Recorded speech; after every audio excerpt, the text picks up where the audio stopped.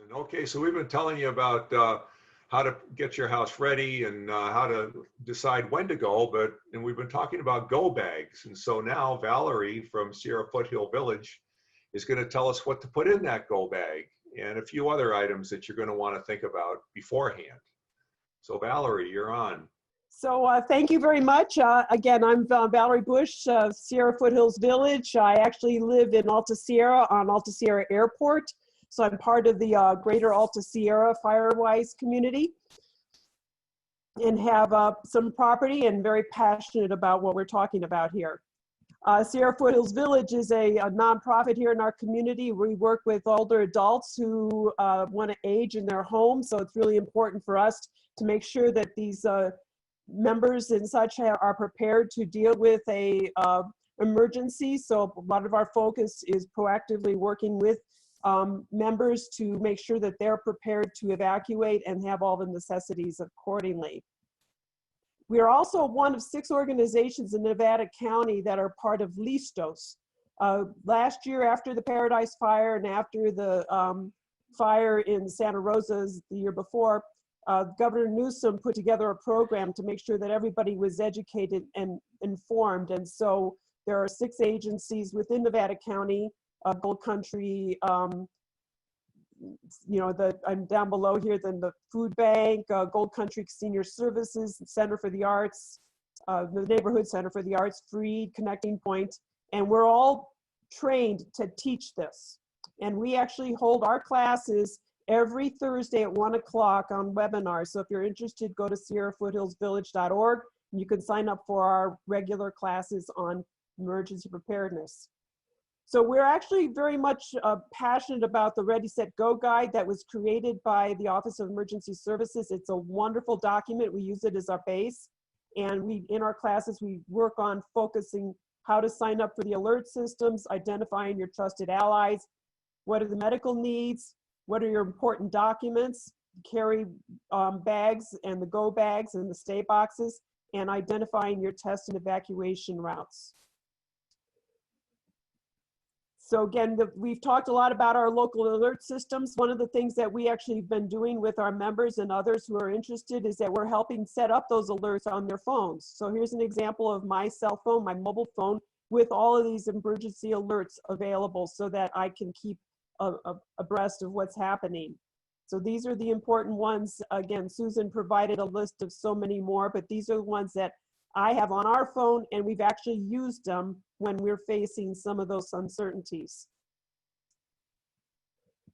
Finding your trusted allies. Again, we've been talking about that and the importance of that. It's important that you pick 5 people that you can give your information to and have available that, as a buddy system, so you can check and say, okay, this is my plan. I see here the tankers flying over, they're circling, and just letting them know that you've got something underway. Use the Ready, Set, Go guide to create this list and record it. Give all of those people your plans so that you've got this kind of a mutual community event going on, taking care of each other. It's recommended that you have somebody on the list who are obviously within your vicinity, Nevada County, but also maybe have some people who are outside of the area. So we have some people that are like in Roseville or Lake Wildwood. So number 2 is getting all the health needs. And again, if you're getting ready to evacuate, these are things you really need to have clear in your head. Do you have any special health needs? What medication are you taking daily? Any special equipment? Walkers, canes, CPAPs, oxygen, making sure that these are all available to go with you if necessary. Let your trusted allies know that these are things that are special for you, and make sure that they understand that you need to have them if you evacuate.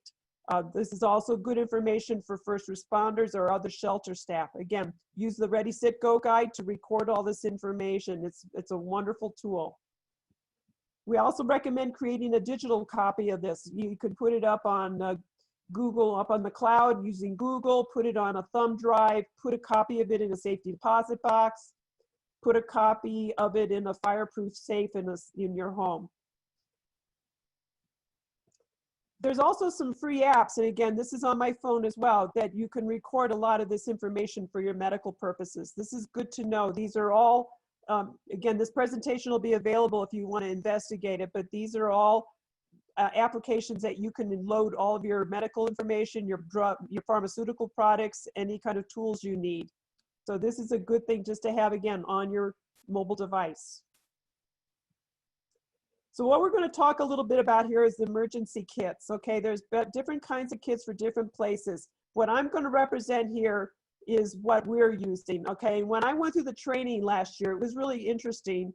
I've been getting the circulars in our newspaper every year, and I promptly put them in the same, go through and say, "Ooh, this is good, we need to do it." But it promptly went into the drawer with the phone books, and I never did anything. So until we started to have some friends that lost their homes, and then we started to really think about this. So again, what you're going to see is a kit that is suitable for us where we live and our situation, but I wanted to use this as an example of how easy it was to pull it together. It always seemed rather daunting, so I never did it. Probably the most important piece of this, the kit, is what I'm going to call the important documents. Okay, so the Ready, Set, Go guide that is provided by the Office of Emergency Services is a great place to record all this information. But have your emergency contacts, trusted family, doctors, law enforcement, the vital documents. It was quite interesting. We actually in our home have our materials, our documents in 3 different file cabinets in 3 different rooms. So it was interesting to start to have to pull this together. There's a document that's attached in this presentation that is a list of some of the important documents you'll want to consider. This is probably one of the most important pieces in my mind. Let me tell you why. I have 2 friends that lost their homes in Santa Rosa. They were at work. Their go bags were inside the front door at their house. They could not remember who their house was insured by. They knew what their cars were insured by, but they couldn't figure out what their house was insured by. All of their important information was in the go bag inside the house. So they lost everything. So we really encourage you to get these documents together. This is something we work with our members on of our Sierra Foothills Village, and we'll actually scan them, put them on thumb drives, help them get them into safe deposit boxes, and or get them into the hands of some trusted peoples that they care for. So this is just an example of some of the documents that you probably want to gather you may have not thought about. We keep adding to it. We're going, oh my gosh, the pink slips for our cars, things like that that would be really difficult to try and capture if they're lost. So here's an example of what I'm going to call the carry with you emergency kit. My friend who lost her home in Santa Rosa, if she had just had this with her, she would have been a wee bit better off. So she had, so these are important documents. And what I'm going to show you here is just a quick video. Here's an example of some of the items that are in it. And I'm just going to demonstrate a little bit here. This is an example of our carry with us bag. We have these bags in our cars. You'll notice the Ready, Set, Go guide that's completed, a map of Greater Alta Sierra, how we exit, disaster ready guide provided by Listos, names and addresses. I did a dump of our contact list from our mail program, list of our important documents, my medications list, and then all of that is either in a plastic sleeve and or the thumb drive. Again, we provide the plastic sleeve in the orange bags. Have some money available, a whistle in case you need to get somebody's attention, your phones, chargers, extra batteries, flashlights, emergency first aid kits, some basic meds that you'd want to have with you if you're out. Hand sanitizers, tissues, pen, pencils, and markers, N95 masks. Okay, these are all things that we'd have with you at all times. So they should not be something that's in your house. They should be in your cars or with you at all times. So this is an example of the have as you go bag. The grab and go emergency kit is a little more extensive, and it's what you would have ready to run. Okay, we heard several examples, and thank you to Matt, talking about his reality. So again, these are some of the items that you probably want to have in your emergency kit. And so again, this is an example of our emergency kit. I was able to finally put this together in about an hour and a half, and because I never had done it. Okay, I had a backpack. I've got numerous backpacks from swag from various conferences. And then, so again, what was interesting is that as we put it together, you'll see some of the items that are in that the bag that you're going to have with you at all times, the same important documents, but then you're going to want to have some additional information, probably a little bit more of some food items and some staples that will keep you, again, if you've got any special dietary needs, you want to make sure that you've got some special foods for that. Again, the Ready, Set, Go guide is where a lot of this is documented and recorded. And then we had obviously some more medication, enough for about 2 weeks to have with you, some toilet paper and some Ziploc bags. In our case, we have 6 cats. So again, we have to anticipate how we're going to get our 6 cats out. And so we've got the cat carriers. We also have clothing. Make sure you've got a long sleeve shirt, long slacks, gloves, a wide brim hat, sturdy shoes. And then again, we're going to have some toiletries. All of this fits in our backpack. So then we've got just some basic toiletries, a second pair of glasses, you know, some utensils for eating, have food for your cats, food and water for your animals. Okay, if you've got cats, dogs, and pets. So have water, a much more extensive first aid kit that includes additional N95 masks and other first aid items. We actually have a second laptop that we include in our go bag, which has the ability to look at our important documents. And then the only thing we actually bought was a crank radio. Everything else here was items that we already had in our home. So it wasn't like we had to go out and invest in making a go bag. So again, we've got hand sanitizers, tissues, pen, pencils, most of the stuff that was in the other bag.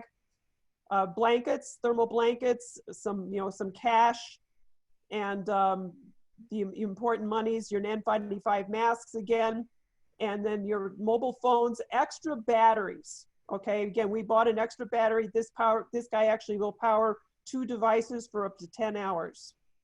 So again, this is our go bag. And I think it was, again, it took me about an hour and a half to put together, and I didn't have to go buy anything except the crank radio.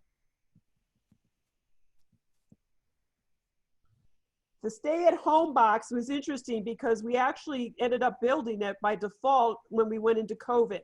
So when all of a sudden the grocery stores were unable to supply us with some basic items, we found that we were able to start to build what we needed to have. And again, last year when we had the power outage and our stores were out of food and or weren't even open because of power. So there were certain things that we needed to have. We now have them in our house. We've got we've got enough water. We have about 10 gallons of water. Most of them are our freezers so that we can have them in case of a power outage. Again, you'll see a lot of the similar documents as in the go bag. So actually our go bag is part of our stay box. So I didn't go buying duplicates of everything. Okay, this is all the same stuff that was in the go bag. It's just that it's also going to serve a purpose of a stay box. You need to wrap it up, Valarie. Yep. So this is an example of the stay box. You can see a lot of the similar items, just a few additional. That would be the a fan, lanterns, again, if you're going to be without power in your homes. So lots more flashlights and such like that. So this would be the stay box. The other items that we've been talking about here are all, we're going to be covered in different areas, but again, this is all part of the Ready, Set, Go guide. If you just follow it, it's a guidebook on how to get yourself ready. The Firewise Council community has these wonderful maps. You locate your community and that tells you how to evacuate. And again, you fill out what you're going to do. Make sure that you've got plans for multiple ways out of your community. So that's pretty much the presentation from this perspective. We have this class every Thursday at 1 o'clock, SierraFoothillsVillage.org, and you're welcome to come again if you want to see a much more extensive version of this.